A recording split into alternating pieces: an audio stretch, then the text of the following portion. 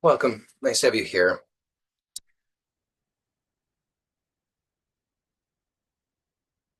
I'm going to let you in on a secret that is really good news. It's fantastic news. And it's one of the things that seems to be most misunderstood by people.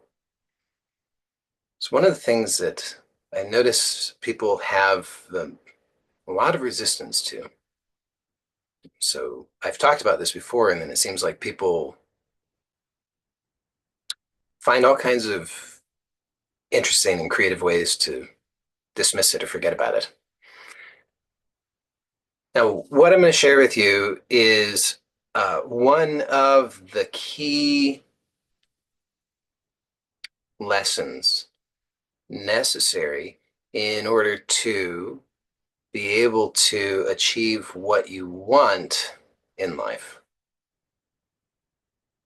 So, if you want anything in life, then this is going to be very useful for you. Um, and you do want something because everybody wants something. Even if you think you don't want anything, then you still want something. And when I say something, I don't mean it has to be material things, although you probably want some material things, but needn't be material things. So sometimes people get confused about that. They say, "Oh, I don't want anything. I don't want money. I don't want cars. I don't want houses. I don't want, any kind of relationships. I don't want anything. I'm just going to go live in a monastery on top of a very tall mountain." So they think then they're excused, like this does not apply to them. They have no desires. But it's not true. You have desires. You have a desire to go live on a tall, very tall mountain. So any desires that you might have, this is something that will be useful to you because if you haven't learned this lesson, and I can virtually guarantee that you haven't, because no matter how much of this lesson you've learned, there's probably more still to learn. It's one of those lessons like that. Um, then, this is going to be really, really useful. A lot of people stay stuck and get really frustrated, angry because they're ignoring this lesson. So, that's what we're going to explore today. This is in the context, well, this meeting is called Relax into Wholeness, and this is a weekly meeting where we explore topics related to self-knowledge because from my perspective, self-knowledge is the real aim of life. So all the other things, the achievements, the accomplishments, all the things, the acquisitions are of secondary importance. To the degree that they support self-knowledge, then they are great. And to the degree that they do not support self-knowledge, then they're a distraction.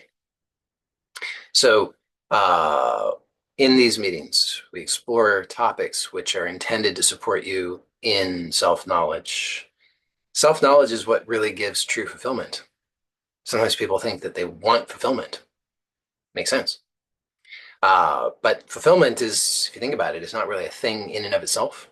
It's the outcome of achieving something of importance.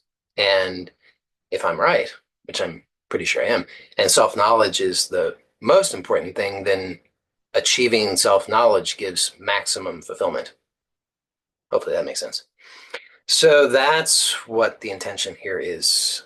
So even though each week we focus on a different topic, no one of those topics in and of itself is meant to be the whole thing. They're all just meant to be supportive of self-knowledge. It's really, it's like a lifelong thing. Sometimes people think they're gonna, just like cross the finish line and then they're gonna be done. Yeah, maybe. But That way of thinking about it is maybe not the most useful. I think it's maybe more useful to think about it in terms of a lifelong process of self-knowledge. So you could be more relaxed about it, more at ease about it, maybe enjoy it a little bit more. So today's topic, like every week, is intended to support self-knowledge. And this is part of this series that I started a couple weeks ago, 3, 4 weeks ago. This is the fourth installment in this series. I still haven't updated the titles on YouTube, but I will, I think, eventually update them so it will be obvious unless I forget, in which case I won't even know which ones to include in this series. But hopefully it will soon be obvious which are included in this series. It's going to be a five-part series. Five-part series. This is the fourth in the series of these important lessons, which are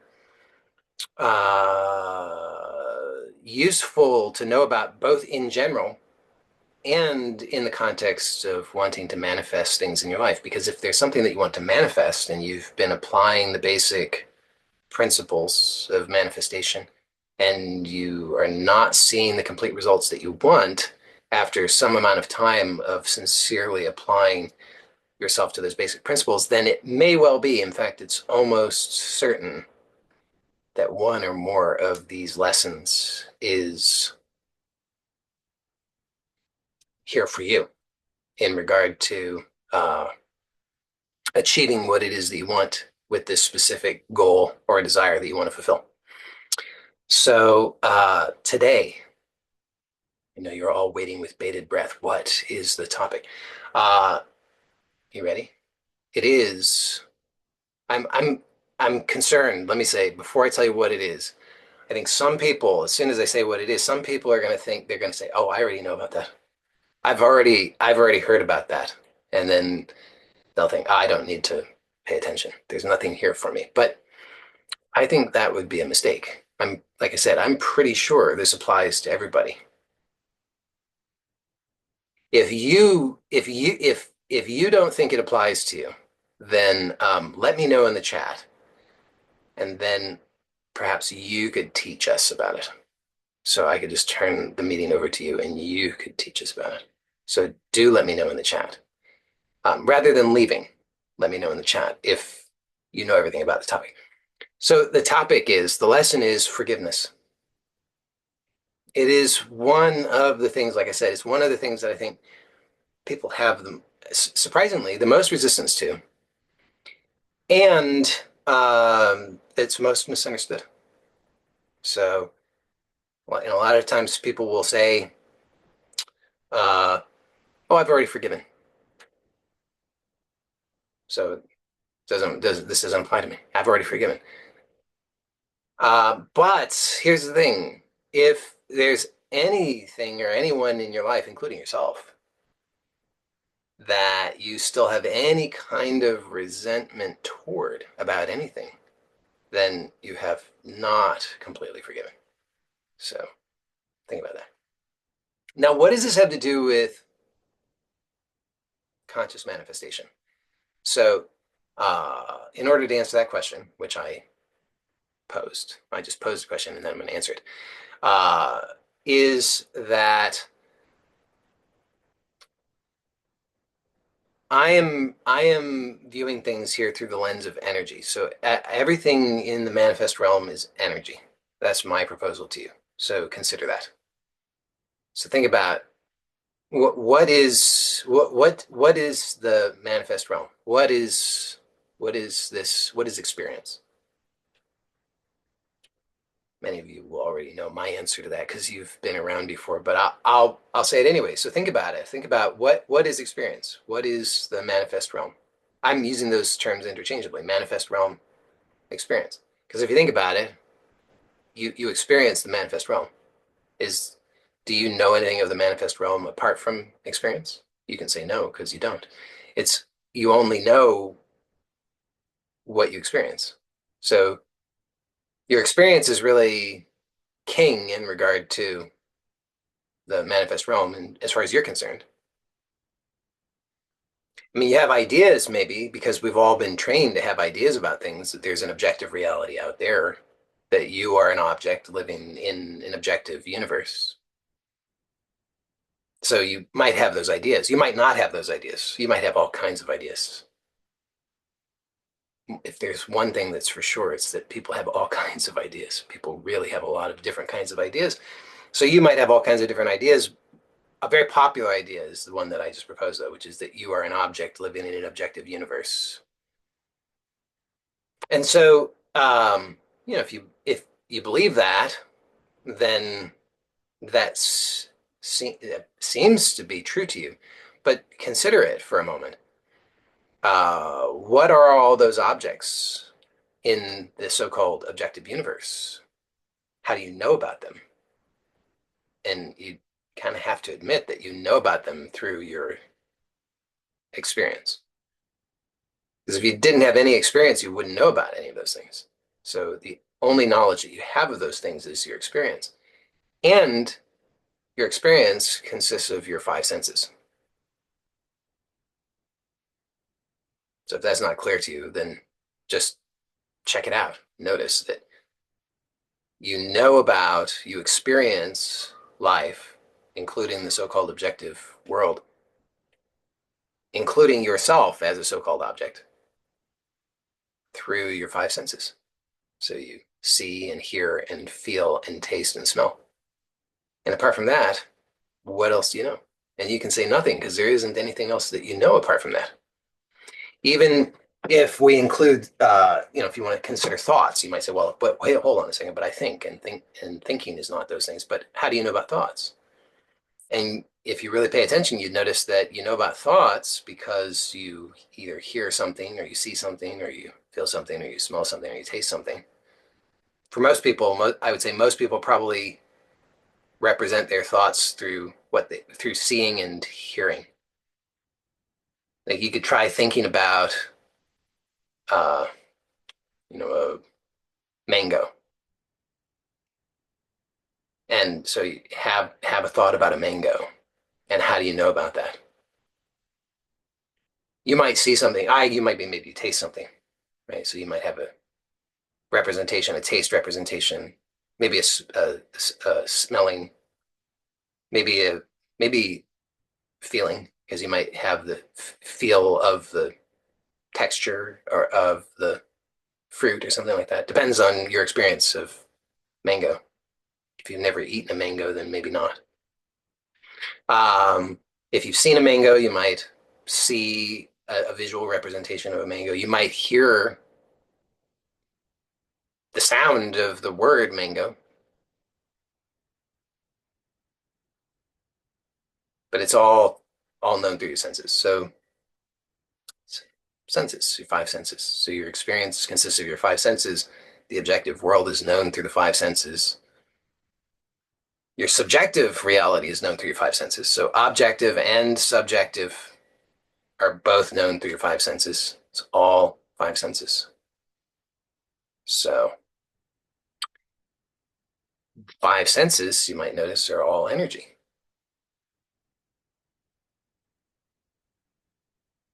And you see light, which is energy, right? The light is measurable in terms of energy. Uh, you hear sound, which is energy, measurable in terms of energy. So I won't elaborate on all the other senses, but the same thing. It's all energy. So it's all energy. So everything is energy. And so if you want to consciously manifest certain experiences, then what we're really talking about is managing your energy, or managing energy. Don't even have to make it your energy. We'll just say managing energy. So it's about managing energy. Now, if you think about it, we're managing energy all the time. I mean, every experience that you have is the management of energy. So a moment ago, I suggested that you think about mango. I cleverly just suggested it again. Not that clever. I'm not that clever, but notice that when you think about mango, you are managing your energy by directing it to thinking about mango. So you're using sensory representations, direct managing energy through specific sensory representations to create the experience of mango for yourself, or at least of thinking about mango. So so you're always creating, I say this often, but I don't know if it usually makes sense, but notice you're always creating all of your experience. There's no exception to that. It's just that most of that is happening unconsciously. So every experience that you have is actually fundamentally, we could call it a subjective experience because it's all experienced through your five senses. Because if you were to, you could say, okay, imagine that you were actually holding a mango now. Imagine that you were cutting the mango open. Imagine that you were eating the mango. For those who are eating a carnivore diet, I'm sorry to offend you in this way, but you could, I'm going to offend somebody no matter what. So, uh, but imagine that. So now, if that was true, if it was happening apart from your imagination, how would you know about it? And you would know about it in the same way that you can know about imagining it, right? You would still know about it because you would be sensing it. It's still being known through your senses. So whether or not there is an objective reality, your experience of it is subjective. You don't actually have an experience. You can't have an objective experience, I don't think. I could be mistaken about that. If I ever discover that I'm wrong about that, I'll let you know. But thus far, I have not figured out how to have an objective experience. So, so all experience that you're having is occurring through your five senses, which means that all experience that you have is your creation. It's just that most of that is unconscious. So if you want to consciously create your experience, which maybe has some upsides, then it might be useful to know some things about how that process works and how you could succeed in doing that, which is what I talk about that in various ways. So just to recap, the basic principles there are that because everything is energy and you can direct your energy through your attention, then your attention is your pretty it's we could say it's one of, if not the most fundamental creative powers that you have. So if when you direct your attention in a particular way, then your energy goes in that way. So when you think about mango, then your energy goes to thinking about mango. Now, if you kept on doing that, then it depends on specifically how you do it. But if you were to imagine desiring a mango, enjoying a mango, having pleasurable experience, eating a mango, feeling healthy and well, eating mangoes, experiencing social fulfillment through mango enjoyment, all kinds of things. You're getting wealthy by enjoying mangoes. So everything is going well for you through the enjoyment of mangoes. If you kept directing your attention in that way, eventually, Richard says this works with blueberries too. Yeah, it works with anything. With anything, if you continue to direct your attention in that way consistently, I would predict that you would eventually find yourself eating mangoes, not just in your imagination, although arguably it's all in your imagination, but nonetheless.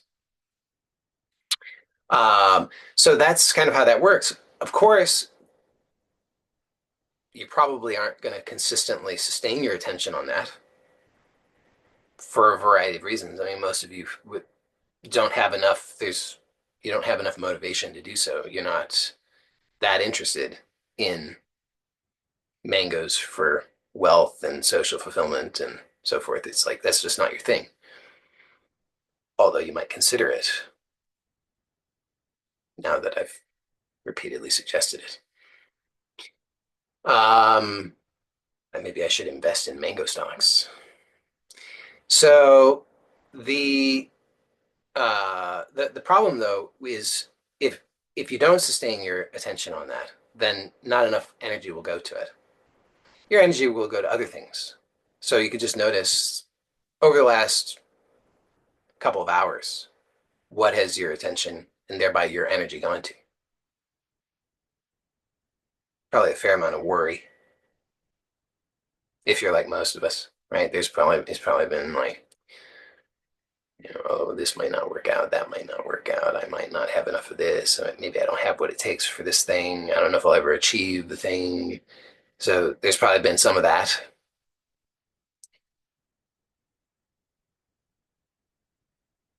And but whatever, you just notice what your attention's gone to. So how much of that has been consciously intentional? Not most of it. So if you have an intention, something you are clear that you desire, something that you definitely want to achieve, then you're way ahead of the game because now you know what most people don't know. Most people don't know what they want. I won't go into detail on that today because I talk about that a lot, but it's a very important topic. So if anybody's new and you've never heard me talk about that, then watch the previous videos in this series because I do talk about it there. It's a very, very important topic, but I won't go into detail on it today. But most people don't know what they want, strange as that might seem. So if you know what you want, then that puts you way ahead of the game. However, then the problem is that most people are unable to consistently sustain their attention on what they want. Instead, their attention goes to all kinds of other things because there's conditioned interference. So as soon as you start thinking about the thing that you want, the next thing you know, your attention is going to why you can't have what you want, why you're not enough for what you want, why you don't have enough for what you want, why it's life is not fair and nothing ever works out for you, and it didn't work out for your parents or their parents, so it won't work out for you, and all the things that your brain can't help but start to put its attention on. And then, of course, all the other things that come up, seemingly unrelated, right? So you decide that you're gonna, your greatest desire in life is mangoes for fun and profit, but the next thing you know, whole day's gone by, and you've only put your attention on mangoes for fun and profit for like 10 seconds, and the rest of the time you were putting your attention on, how are you gonna pay your taxes and how are you going to pick up you got 5 kids and they all need to get picked up for different things at the same time, and how are you going to get them all picked up at the same time, 3 different, they're all different places across town, and all the, what are you going to have for dinner, and it's not fair that nobody else will help clean the dishes and all the other stuff, all the stuff. So then, not a big surprise that you haven't seen much movement on the achievement of the mangoes for fun and profit because 99.99999% of your attention went to other stuff. Very, very, very small amount of the attention went to the thing that you actually want. And now, the maybe surprising thing is that you actually don't a relatively small amount of attention given consistently to what you do want will achieve the aim. However, not not when there's sufficient direct interference or indirect interference. So it's really important to clear the interference. So a lot of the interference that I typically have focused on in terms of just the basic principles is direct interference. So that would be if you decide I want $1 million, and then you have limiting beliefs that tell you that I'm not worth $1 million. In fact, I'm worthless. I'm no good with money. Whenever I have money, I just squander it on useless stuff. If I had money, then people would take advantage of me. All these kinds of things.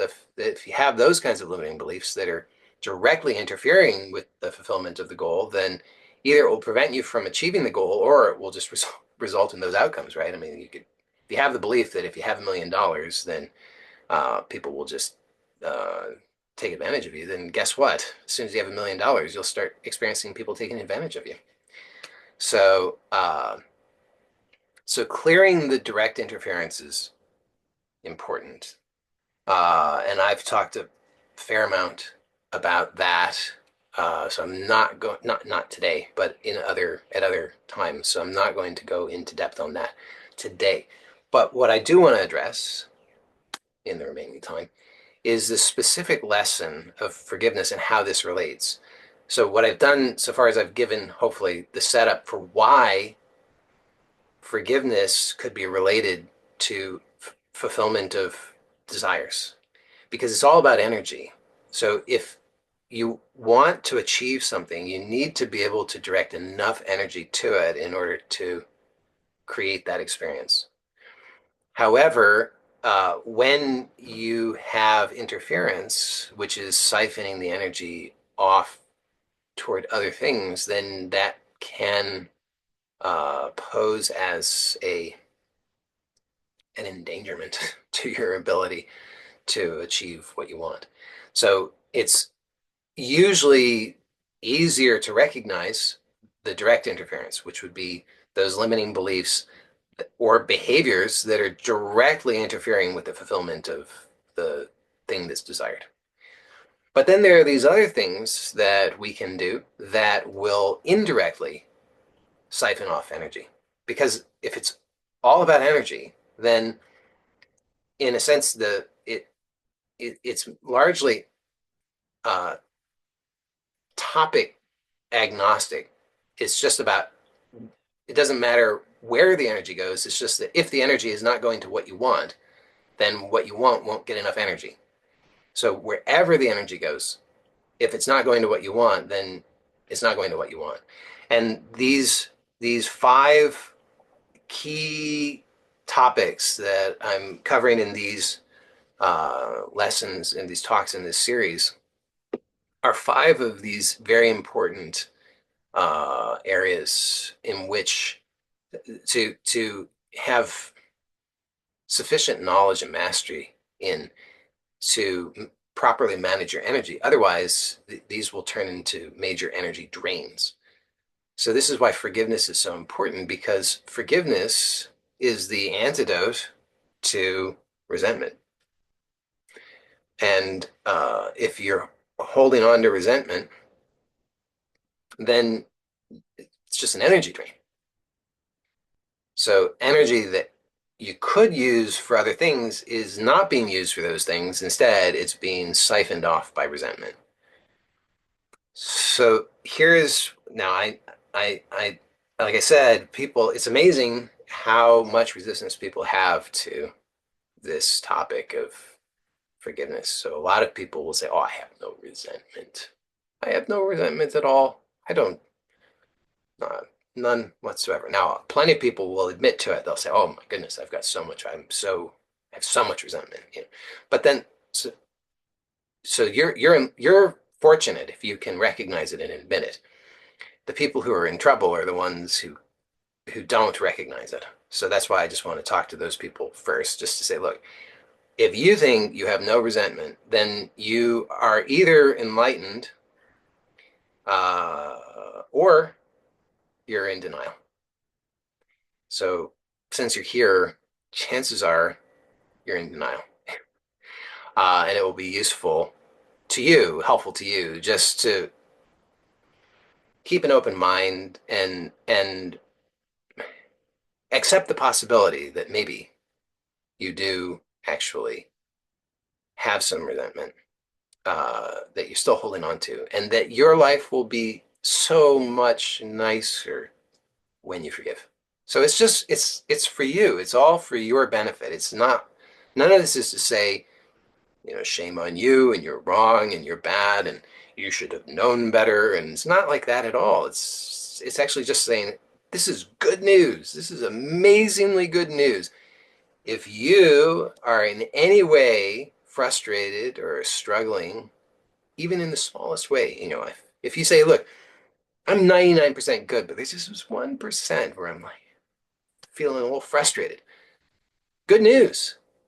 You probably have some resentment that you're holding on to that you might not even know about. But when you keep an open mind, you will be able to discover it and then you can forgive and things are going to change for the better. So that's the one thing is if you think you don't have any resentment and there's nothing for you to forgive, just keep an open mind because you almost certainly do. Um, you could have resentment toward other people, uh, organizations, God. Some people resent God. A lot of people. I've heard that one a lot. Uh, or you say, I don't believe in God. They say, okay, life, the universe, whatever you use your special word that you use to describe whatever that entity is that you think is not you, that um, you might have resentment toward that. A lot of people it's like it's not fair. Life's not fair. Well, might be some secret resentment there. Uh, did I say organizations? Organizations? I might have said that. And yourself. People actually hold resentment toward themselves. A lot of people, most people. So you might have some of that. So so just check it out. Now, another way that people often get hung up when it comes to forgiveness is they think that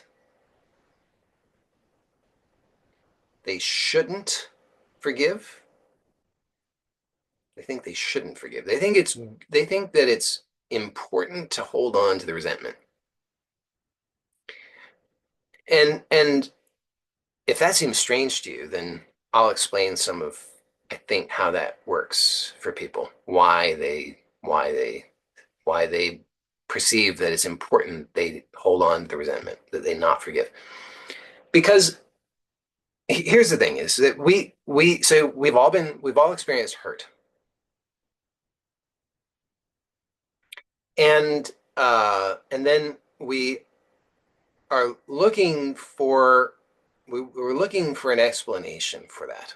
We want to know, well, why am I hurting, or why did I hurt?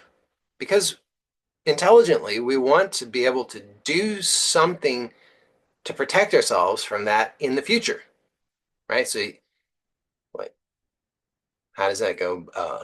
Fool me once, shame on me. Fool me twice, shame on. No, fool me once, shame on you. Fool me twice, shame on me. Unless it's the George Bush version. That's always comes to my mind now. The fool me once, shame on you. Fool me twice, ain't gonna fool me again. Um, Never made any sense to me. I didn't understand that at all. But anyway, you now I've gone and distracted myself thinking about useless stuff. See, power of attention. When sometimes people think they can't forgive, they shouldn't forgive because they need to hold on to that resentment in order to protect themselves, right? So it's like if I forgive that person, then how will I know how to protect myself? So that's one of the ways in which people justify holding on to the resentment. I have to, because otherwise I'll get hurt. I'll get hurt in the same way again. No, you won't. Guess what? Just check this out. This is going to be amazing. Notice that you are still getting hurt in exactly the same way that you got hurt then. Holding on to the resentment is not protecting you from getting hurt in that way. In fact, on top of the fact that you're probably still, in various ways, having similar kinds of interactions with people, if not the same person, other people. Uh, there's also the fact there's also the fact that you're doing this to yourself on a regular basis by reviewing the situation or situations that you are holding resentment over. So it's not working. It's definitely not working. So that's useful to recognize. Now, again, none of this is to say shame on you or you should have known better. I mean, look, strange as it might seem, we didn't get a user's manual, right? I mean, that just nobody told us. We didn't know. So you have an excuse. You didn't know. It's okay. However, now that you do know, or at least if you don't yet know, because you haven't really internalized it, you haven't really examined that closely enough to let that sink in. At least you have the information that you could use in order to know. So I invite you to really take a look at yourself, your experience, and notice how this applies, because it can be helpful to all of this. Remember, it's about self-knowledge. So I'm just providing some pointers, and then you can look for yourself and discover how this applies for you. And when you do, then this opens up new options that will help you to get better results instead of just repeating the same mistakes over and over and over. Because that's what most of us have been doing is because we didn't know better, we just keep repeating the same mistakes. Well, this is how to not repeat the same mistakes. So you don't have to keep hurting yourself in the same ways. You actually have the ability to learn from your past experiences so that you can have better experiences. So, now another reason why people sometimes object to or resist forgiving is kind of connected to the other one, but I'll say it is it's just like uh, they have to punish the other person. I mean, the other person did the wrong thing, and nobody else seems to be punishing them. So it's like it's my job. It's my special job to punish them. I know none of you. That's not true for any of you because you're much more evolved than that. But for but maybe there's just a little like a hair of that sometimes. It's just a sense of like.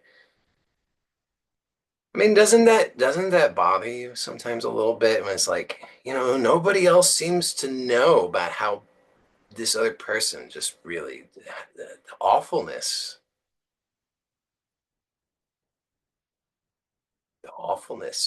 just the things they did. So it's your special job to hold on to that to make sure, because nobody else is going to mete out justice, so you've got to do it. Well, it's an interesting idea. The only thing is it working? And you can say no because it's not. Well, I mean, unless the aim is just to hurt yourself. If you're wanting to punish yourself, well, then it's working great. keep doing it if that's the aim, but don't do that. That's terrible. That's self-harm. So, um, if that's not clear to you why you wouldn't want to do that, check out the talk from last week, which was about care. So caring for yourself is important. Hurting yourself is antithetical to self-care. So holding on to those resentments with the idea that I've got to mete out justice, I've got to punish them, I have to hold on to this. It's so seductive in this very primitive way, and yet it just doesn't work. It just ends up hurting you. I mean, just notice how painful that is. All you have to do is think about the person. Oh, it's like you got stabbed. So So so one of the big mistakes with forgiveness, a couple of big mistakes. I mean I've elaborated on some of the misunderstandings, but some of the mistakes are thinking that it has to do with other people. It just has to do the purpose of the forgiveness is so that you can reclaim your life. That's it. It's like your life, you uh sort of like you were going through some kind of uh festival and you kept running into people and they're saying, wouldn't would you please give us a recurring donation?" And you say, "Yeah, I'll give a recurring donation. Give a recurring donation here, a recurring donation there, a recurring donation here, a recurring donation there." And you come out the other end of this festival, and now you, you, your commitment for recurring donations is greater than your income, but you feel like you just got to keep doing it. Got it. I just have to do it. Got to keep giving all of this. So it's sort of like that. Like you've made these commitments. I'm gonna just keep on holding on to the resentment. Can't let it go. But it's just notice that it's about you reclaiming your life. Because the thing is, to extend that metaphor, I don't know if it's any good, but uh, think about it. It's like all those organizations that were asking for the commitments for the recurring donations. You come to find out that none of the money that you've been giving is actually going toward the cause. It's all going to like paying bribes to criminal organizations. So it's like none of the good that you think is coming from what you're doing is actually coming to fruition. It's all going to negative stuff. So it's like that with the resentments. You think you're protecting yourself. You think that you're meting out justice. It sounds so nice, I have to because of justice. I have to because of goodness. I have to because of decency. I have to for safety. But that's not what's actually coming out of it. What's coming out of it is that you're just being drained of your life force and you can't do anything that you really want. Or at least you can't do some of what you really want because of that. So it's about reclaiming your life, reclaiming your energy. Let the past be the past. You don't need to mete out justice. You don't know about any of that. You just don't. Tell the truth. You don't know. Life's too big. How are you going to know what somebody should or shouldn't be doing? You just don't know. And anyway, that was then. Man, how many of these things are you holding on to for months, years, decades?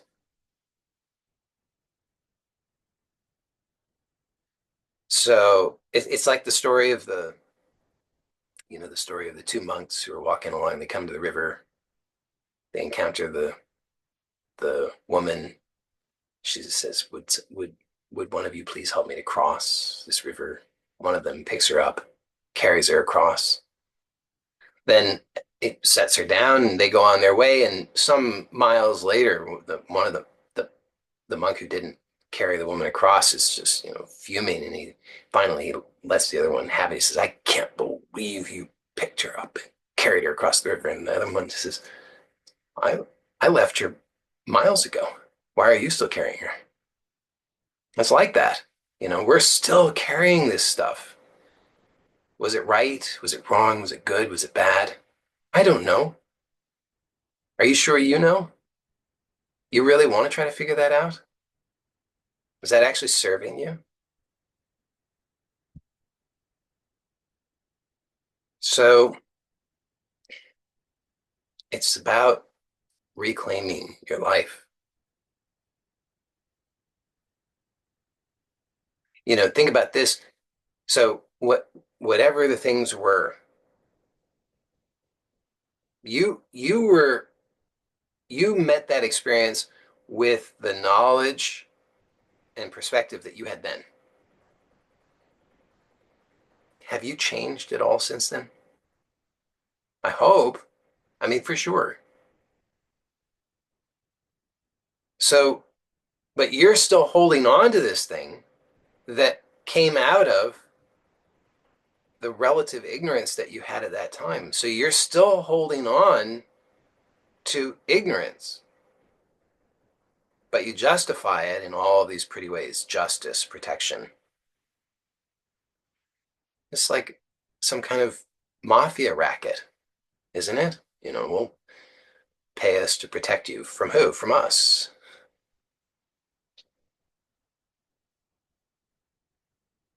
So, uh, so it's that's all it's about. Now, the another objection that people have is they say, well, but I don't know how. I don't know how. So, I think sometimes this is this. I think has to do in part with we have maybe the wrong expectations. It's too many Hollywood movies or something. I don't know, where we expect that it has to be something dramatic.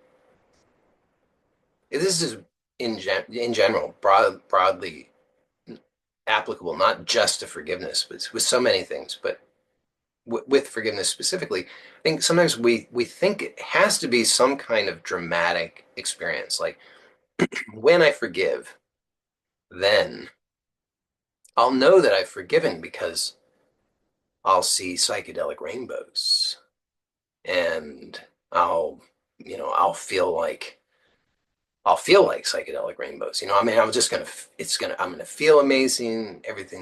My vision will change. Everything's gonna change, and I'll have these clear signs. There'll be a burning bush. God will speak to me. Let me know. Congratulations, you've done it. And when we have more ordinary experiences, as I think we tend to do, then seems like, oh, maybe I didn't do it. That couldn't have been enough. Couldn't have been it. Couldn't have been forgiveness. So I think a lot of times we're just looking for something that is not it. We're thinking it has to be this extraordinary thing. But if you're expecting your life to be extraordinary, by by definition, your life is ordinary. Now I know what a downer that is. But think about it. By definition, that's what it is. So if you think it has to be extraordinary, then it's not going to happen very often, is it? So the perhaps the actual experience and practice of forgiveness is so much more ordinary. The thing the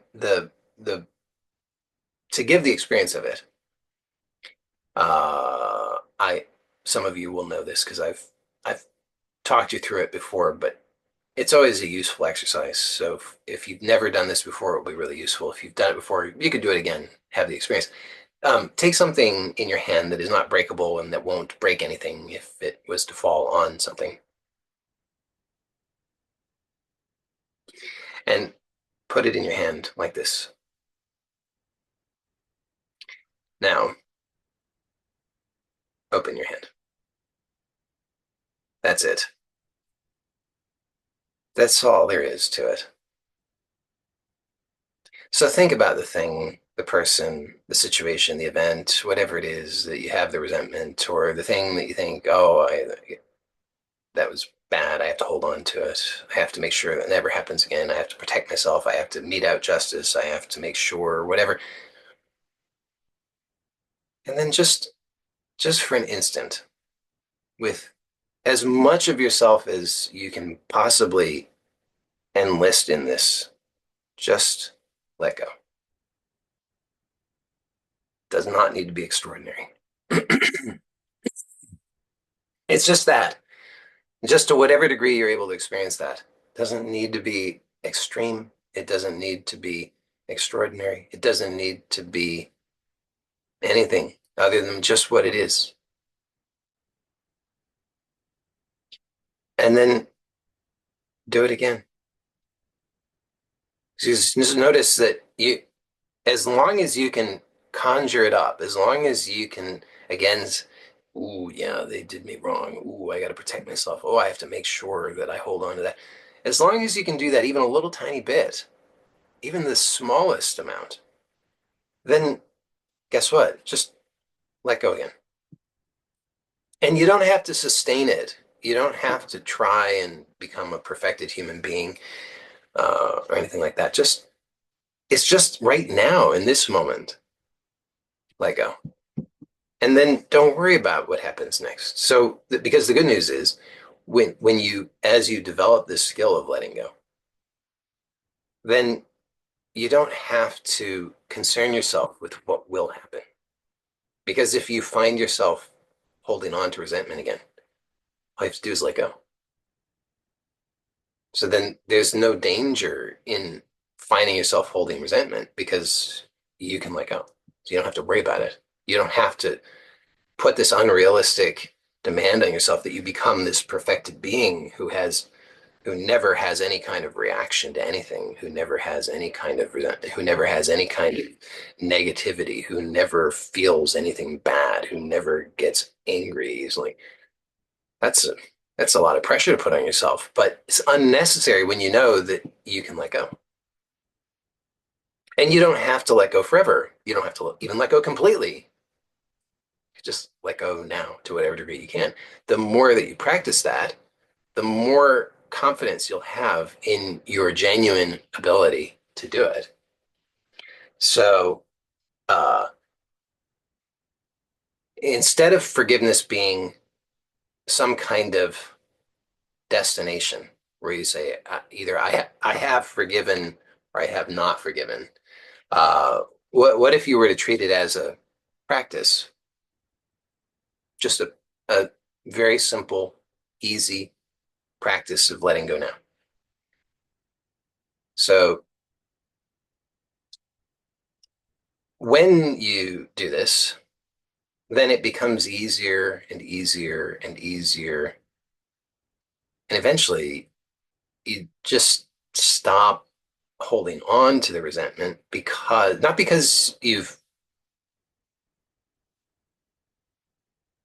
shamed yourself for it or because you've read enough books to convince you or anything like that, but because you have the actual direct experience that it's just not a good use of your energy any longer.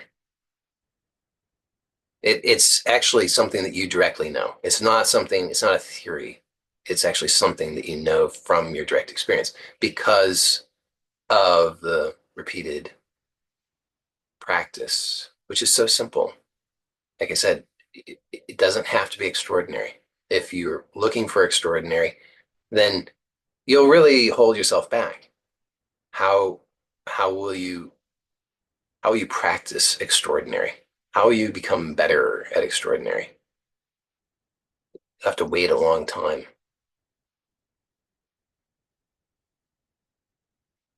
But if it's ordinary, well then you can practice now. You could just practice letting go just for an instant. And just notice that, everything's seems to still be here. It's not like letting go, for instance, meant that, now the, the whole world has crumbled, or, terrible things are happening as a result. So that's the other thing, is that through that repeated simple practice, it will give the confirmation in your direct experience that you're okay, that it's okay to be, just to be, without needing to do those other things that have become so commonplace, that you hardly even notice them for the most part. But as you practice letting go, you start to realize that it's so much nicer not to do those things. You didn't even know you were doing them until you practice not doing them. And then you realize, again, in direct experience, that it's what a relief.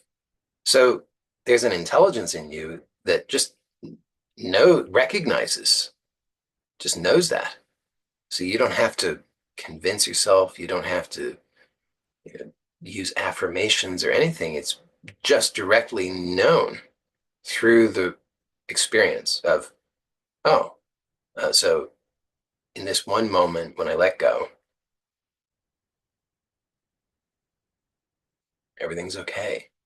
Or at least it's no worse than before, right? I mean, like, if there seem to be problems, then okay, those problems may still seem to be here. Although you'll probably find that they seem to be here less, but maybe they still seem to be here, but they're not really any worse.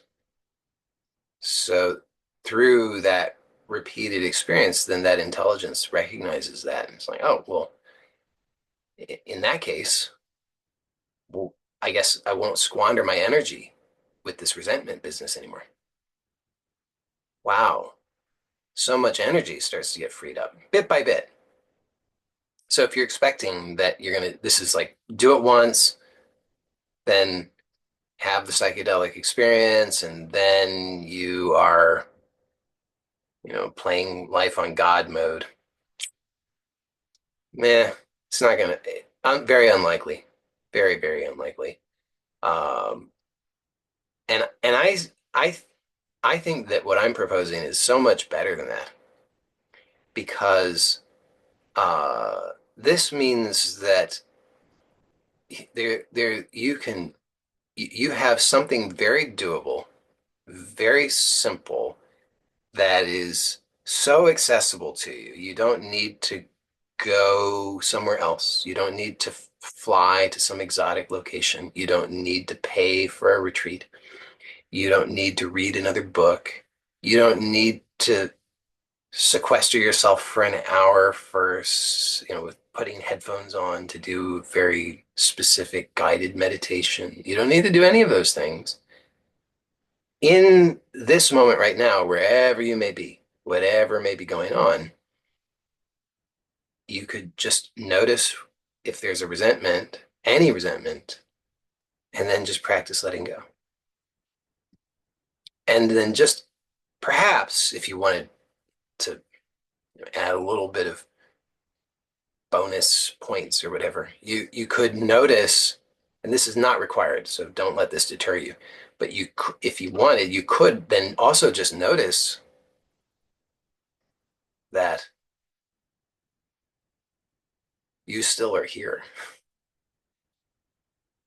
Maybe might even notice yourself in a new way, in a way that is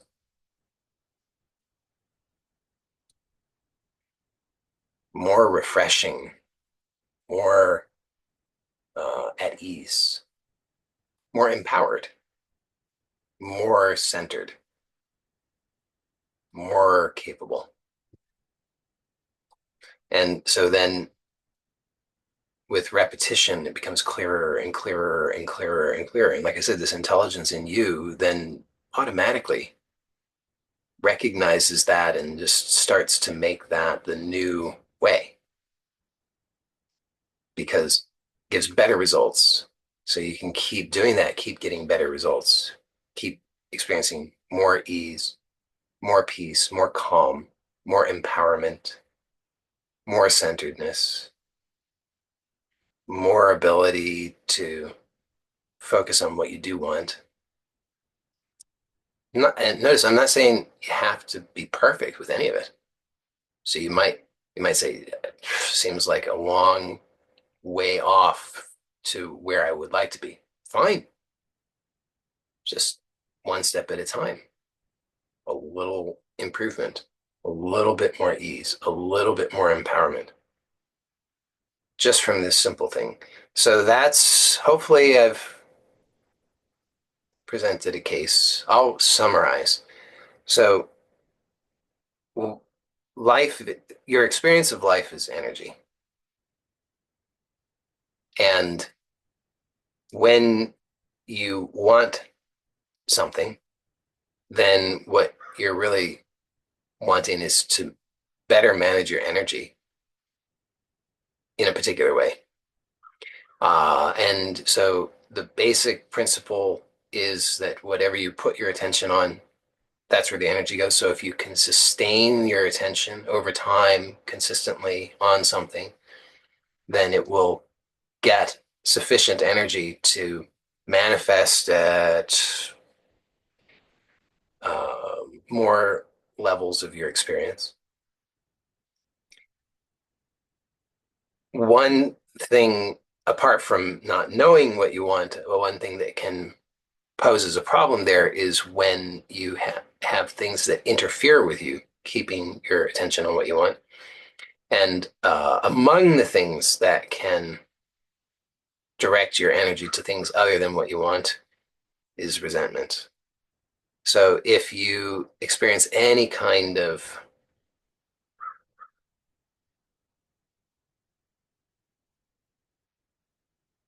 difficulties in attaining what you want in life, then consider that forgiveness may be very useful to you.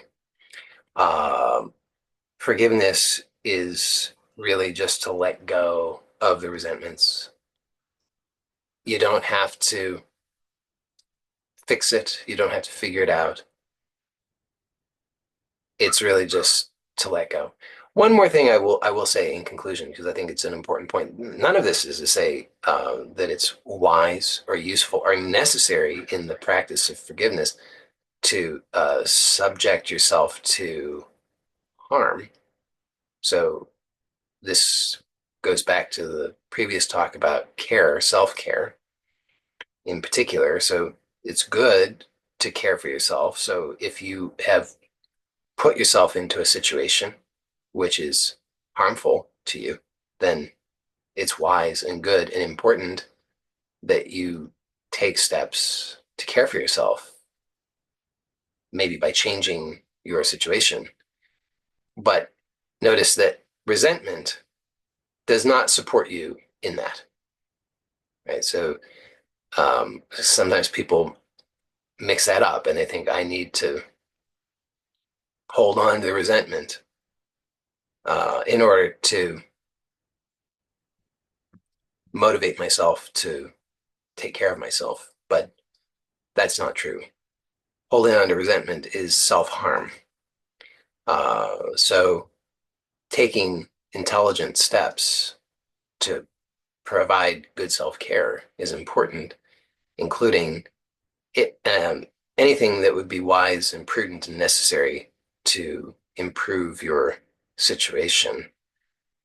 And holding on to resentment is only going to drain your energy. So letting go of resentment, aka forgiveness, is useful for better managing your energy. Of course, in the vast majority of cases, what most people are dealing with is resentments from the past. So those clearly, um, there's no way that we could really honestly mistake those for having any benefit to us. Although I did identify some of the objections that people have in regard to that, and I sought to correct those. Fundamentally, though, the as I'm presenting it, the practice of forgiveness is letting go. So just bring to mind those resentments that you still have, and then practice letting go. And the intelligence in you will recognize how much better that is, and will start to adopt that as your new way of being, your new mode, your new normal. As a result, you'll have more energy to direct to the things that you want in life. So I think you'll find that things work better in your life. You'll feel much better. You'll enjoy your life more, and you'll be empowered to manifest what you want. If you have any questions about that and you happen to be here live, then feel free to ask those during the group coaching. So for those who are here live, we'll stay on for the group coaching, which will happen momentarily. And for those who will watch us on YouTube, I want to say a few words in parting, because the people who watch us on YouTube do not have the benefit of being able to stay on for group coaching. Um, However, if you would like to be able to stay on for group coaching, then you could do that by attending live, and you can get the information for attending live by signing up on my website. And so you can do that by going to joylot.com, and on the homepage, there's an opportunity to sign up to receive a free offer, which right now is the free ebook covering 5 of the fundamental laws governing creation. And along with that free ebook, when you sign up, you'll also get an email providing the information for how to connect to these meetings live each week. So that's how you do that. And I'll provide the link in the description on YouTube. So that's joeylot.com. That's all I'm going to say for now. So again, for those who are here live, we'll stay on for group coaching. For those watching on YouTube, bye for now, and blessings to you.